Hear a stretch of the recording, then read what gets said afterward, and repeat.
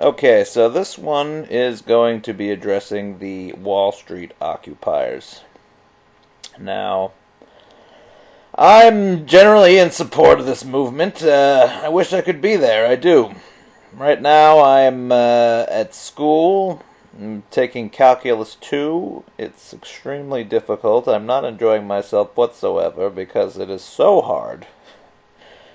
I don't mean to scare you people who are going to math. I don't know. Maybe it's just hard for me. Maybe I'm just not, I'm not a genius. I'm relatively intelligent, but I'm not a math whiz particularly. Or maybe I just don't have a love for it like other people do. I got an A in calculus, but calculus 2 has been difficult. But anyway, that's what keeps me from getting down to the occupation, and it's a shame because it looks like they're having a good time. I mean, it's a little rough. They're out there. It's freezing cold. They've got blankets to warm them up, but it's definitely not easy. So what they're doing is extremely brave.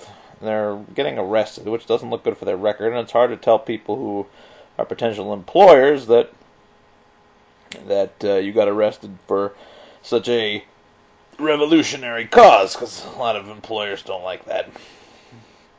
Um, but I wish I could be there all the same because these are people who think like me.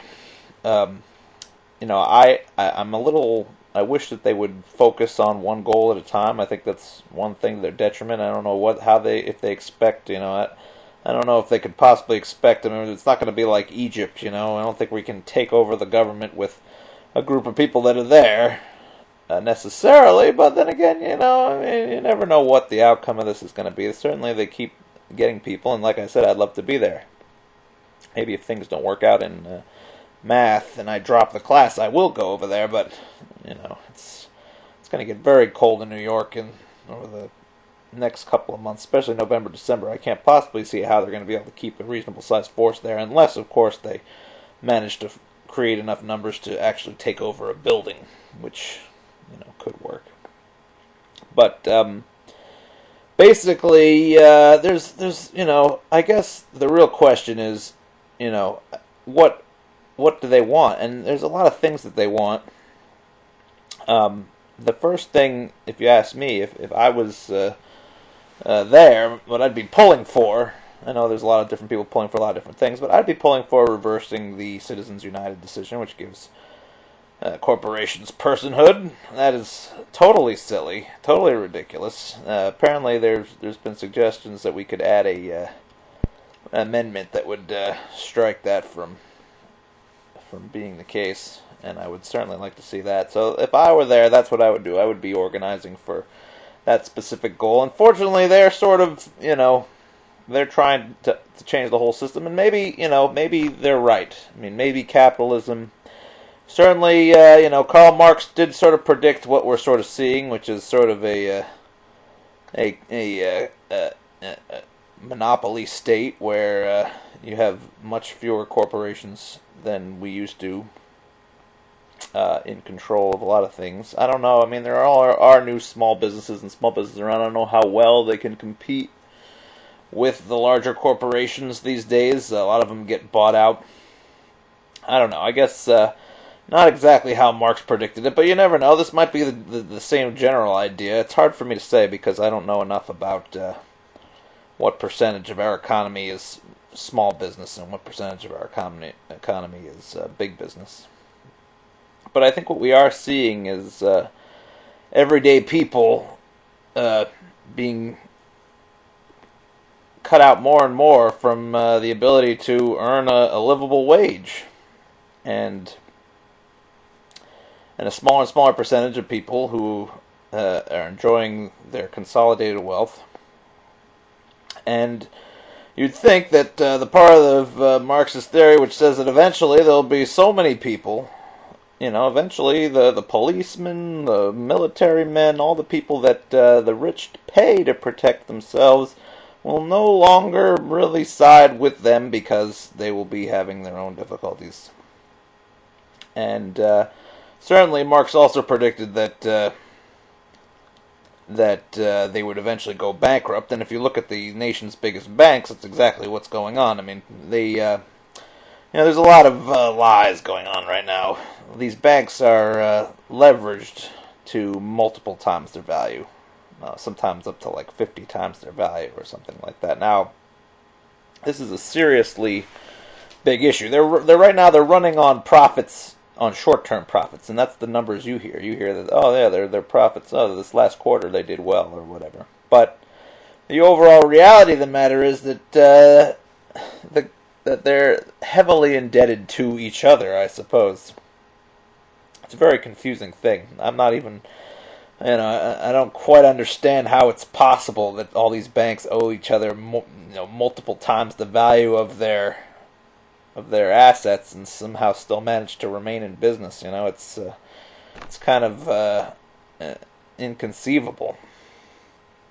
But so maybe the system very well could be on its way toward collapse. Now, I'm sure most of the occupiers would see that as a good thing.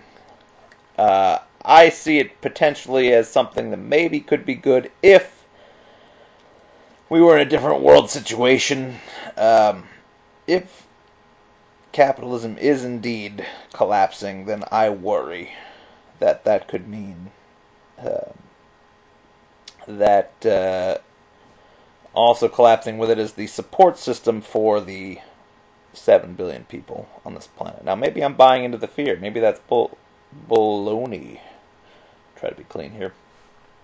Maybe we can all find a way to live with permaculture, local foods. I mean, you go into that kind of thing. I mean, it's like right now we have a system that uses fossil fuels to produce our food, and we ship it around the world, and we ship all kinds of products and goods and services around the world. And in order for those goods and services to be made, you need capital, and there's certain systems for how all these things work. And what incentive do people have to go to work unless they're getting paid by their people who they'll have the money that are paying them? I mean, it's a complex system, and to think that, we can just uproot capitalism and everything will be fine, well, I'd like to believe that, but someone's going to have to explain to me how that's possible. Because, right now we've got 7 billion people on the planet, and they're being sustained by what is essentially an over-extraction of the world's resources. We are using as many resources as we possibly can, as fast as we possibly can. And I'm wondering if, that's not a good thing, and that's certainly due for a crash one way or the other. But the question is that crash, how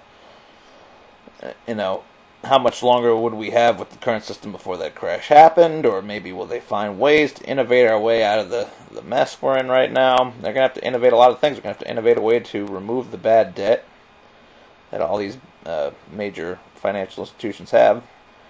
And they're going to have to engineer a way to, get Europe out of debt and, there's just things that look bad globally. There's a lot of debt, and I don't think they really know how they're going to address it.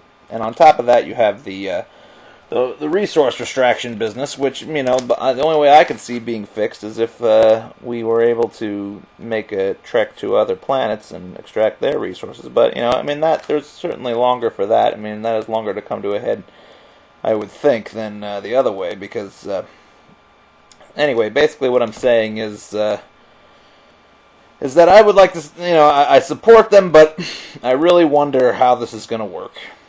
And I guess I'm afraid. I'm afraid to see the system collapse because, while there are many things, I feel lifeless in this system. I wonder about my future. I wonder about everyone's future. In the past there were blue-collar jobs, and they were done by people. And as time has gone by, machines have replaced people for a lot of the blue-collar jobs. And so now, we have to, we're required to get more of a white-collar education in order to find a job. But the real question is, you've got 7 billion people in the world. It's a global marketplace. There's more and more free trade going on. We've got competition from everywhere. How many of the people on the planet can reasonably expect to get the kind of white-collar education that's going to allow us to earn a decent living into the future, number one. And number two, is that the right thing to do for the world? Are we on a path where we will, with all this education, solve the major threats to humanity that exist as a result of our system? And I don't think there's any guarantee of either of these things. And there's also no guarantee that as we innovate faster, smarter computers, that they're not going to be able to take some of the jobs of the white-collar employees. At which point, then what do we have? We have a small group of rich people who own computers and machines that do everything, and the rest of us starve and work as slaves. I mean, I don't see how this system can possibly come to a constructive end on its current path. And in the past, they'd told us, we would have leisure. Our leisure time would go up and up, and people would have more time for creative pursuits precisely because we would have machines taking over the everyday jobs. But that has not happened. In the end, what has happened is the people who control the machines, or who had the money in the first place and have gotten it, I think historically through wars and maybe through lineage and things like that, haven't really decided to share the wealth much. They've just kept it all to themselves, and the rest of us are out there starving, trying to make a living, doing everything we can, and as of late, it's not looking like anything we do is going to be enough. And it just gets more and more difficult to distinguish yourself to a point where you can afford a decent salary. So, I guess the overall message of this video is I support the Wall Street occupiers.